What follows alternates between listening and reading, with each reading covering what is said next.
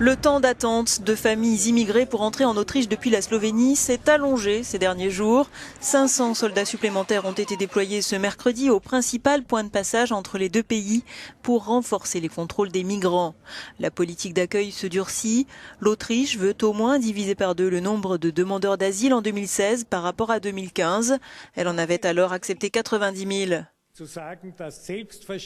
Nous ne disons pas à la légère que nous ne pouvons pas accepter tous les demandeurs d'asile de l'Europe.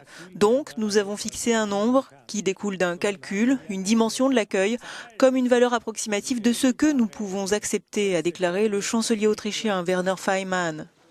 L'Allemagne, qui a accueilli 1,5 million de réfugiés depuis 2012, a abordé la question de limiter l'afflux de migrants en décembre dernier.